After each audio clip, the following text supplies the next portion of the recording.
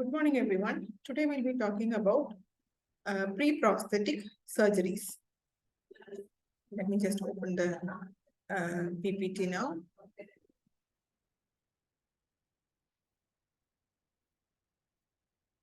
So, pre-prosthetic surgeries, as we all know, are surgical procedures that aid with prosthetic rehabilitation or complete dentures.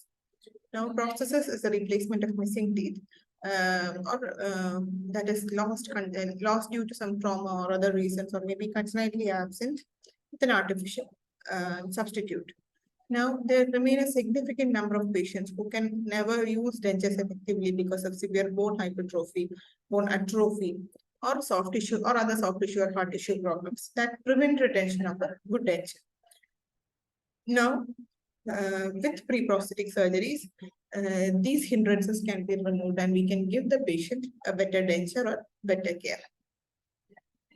Now, pre-prosthetic surgery, as defined by the prosthodontic terms, are surgical procedures designed to facilitate fabrication of a prosthesis or to improve the prognosis of prosthodontic care.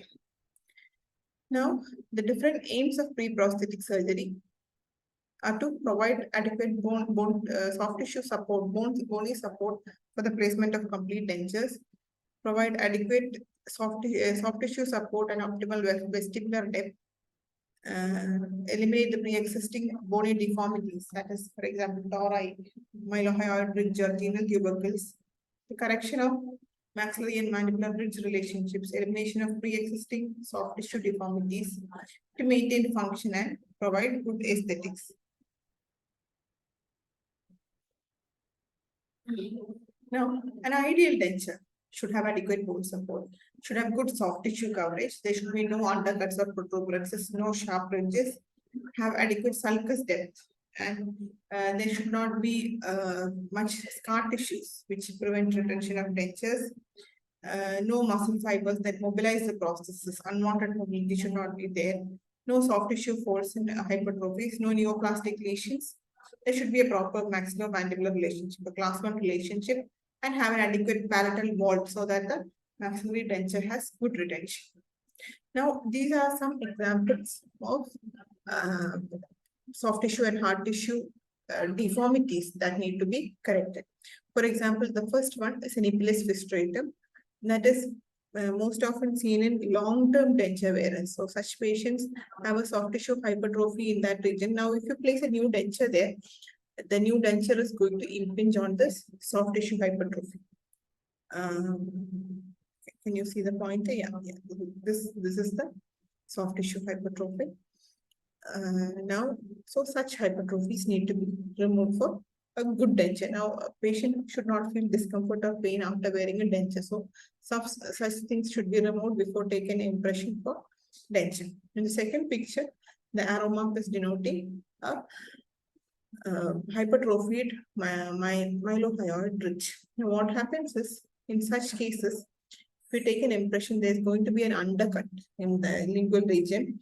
And each time we take out the denture, place the denture, the tissue overlying this sharp ridge is going to be injured and patient can end up with an ulceration. So such sharp ridges with large undercuts have to be removed. Now the third one are both are toris. This is a palatal tori and these are lingual toris, mandibular lingual toris. Such tori should also be removed for the same reason. It prevents retention. Also, then the soft tissue overlying these tori will be very thin and they can be easily ulcerated. Now, the patient evaluation and treatment planning for pre-prosthetic surgeries. A proper case history and physical examination has to be done. Special attention has to be given to systemic diseases. Now, most of the complete denture wearers, most of them are aged geriatric patients. So they can have systemic illnesses like diabetes or hypertension. Now, before doing a surgical procedure, all these have to be assessed. And the aesthetic and functional goals have to be assessed carefully. And long-term maintenance of these tissues. If they can be a repeat regrowing hypertrophy, all this has to be assessed and kept in mind. Now, Pre-prosthetic surgical procedures can be basic, that can be carried under local anesthesia, or they can be advanced procedures that are done under hospitalization and under general anesthesia.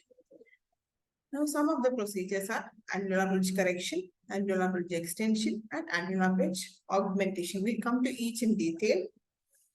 Now, annular bridge correction. Bony surgeries for annular bridge correction are alveolectomy, alveoloplasty, elimination of any unfavorable undercuts. They can be genial tubercles or mylohyoids, excision of tori, and reduction of maxillary tuberosity or any exostosis. Exostosis means bony hypertrophy on the maxilla or mandible, usually seen in the maxilla. These also have to be removed. Soft tissue surgeries are removal of redundant crustal soft tissue, frenectomies, excision of epilis vistratum. Epilis vistratum was what we saw in the early slide. Excision of any palatal hyperplasia. Now we'll come to each the bony surgeries. Alveolectomy. Alveolectomy is surgical removal or trimming of the alveolar process. Now, after an extraction, immediately after an extraction, if multiple teeth, adjacent teeth are extracted, we see that there is an interdental bone that is protruding. Now, if you see a very large interdental bone, immediately they should be trimmed with a bone raunchure and rounded and smoothened off with a bone file. After this, primary closure is done, so that the socket heals better and there is early healing. Now, alveoloplasty is surgical recontouring. That is in cases where already extraction is done long back, but patient has bony spicules or bony irregularities on the alveolus. Such cases undergo alveoloplasty. Now, alveolectomy is immediately during the extraction. Alveoloplasty is at a later stage.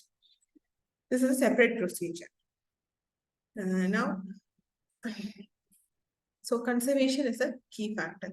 You do not remove too much bone. Too much bone is removed, the retention of the denture is effective. Too little bone is removed, then there is no use for the procedure. The bony spicule will remain. So alveoloplasties can be simple alveoloplasties or interseptal alveoloplasties and post-extraction alveoloplasty. Now, simple alveoloplasty. So what do we do is, we place an envelope flap. A single crestal incision is placed in the region. Wherever you want alveoloplasty, a single crestal incision is placed. Mucoperiosteal flap is raised and adequate visualization of the alveolar ridge is obtained.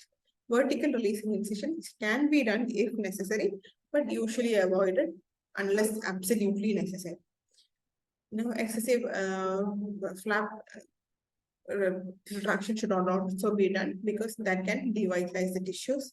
Now, using bone raunchure, we can remove any excess bone, use a bone file to smoothen out all the irregularities. And if the bony mass is hard, which is very large, we can use a handpiece and burr to smoothen it out. And then we irrigate thoroughly, remove any debris that is present, and give primary sutures. So this is one image that shows alveoloplasty. A single crestal incision can be placed. The bone is exposed buccally, and any bone is excessive bone is removed, and sutures are placed. Usually, continuous sutures are placed so that there are no suture tracks formed and good healing is seen. Now, Dean's interceptal alveoloplasty. Dean's interceptal alveoloplasty is usually done in the maxillary arch. Now, to reduce a gross maxillary overjet. Sometimes what happens is patients have severely proclined upper teeth. They might be projecting out. Now, in natural teeth, we don't do anything in older patients, but once it is removed, the ridge is also in a the ridge is to upper ridge is little forward and the lower ridge is back. So if we place teeth like that, it will still be projection, and a denture does not look good in that position. The patient will not have good closure. So when we give a denture, we can correct that or increased overjet. So the maxillary overjet, the bony overjet can be reduced so that teeth can be placed in a better position. Now, mostly done immediately after extraction of anterior teeth.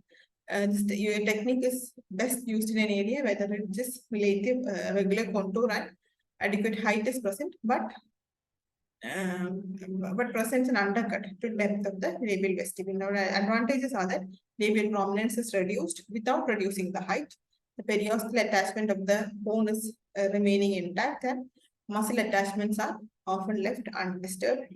Disadvantage is that the ridge thickness will reduce, the ridge height will not reduce, but the ridge thickness will reduce. Now, what is the procedure? So, as we have already discussed, it is done immediately after extraction. After anterior teeth extraction, the interseptal bone is cut. The interdental bone or the interseptal bone is cut from canine to canine. Only the middle part, not the buccal or the palatal bone. Only the interdental bone is cut, and finger pressure. Finger pressure is given so that the labial bone fractures and the labial bone comes more close to the palatal bone, and the overjet of the bone is reduced.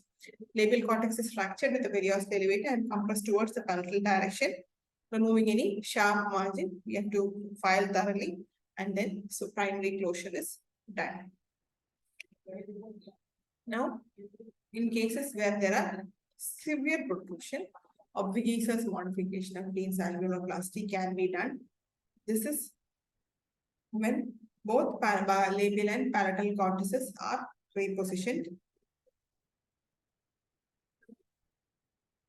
When anterior overjet is too gross, that only the labial plate repositioning does not suffice.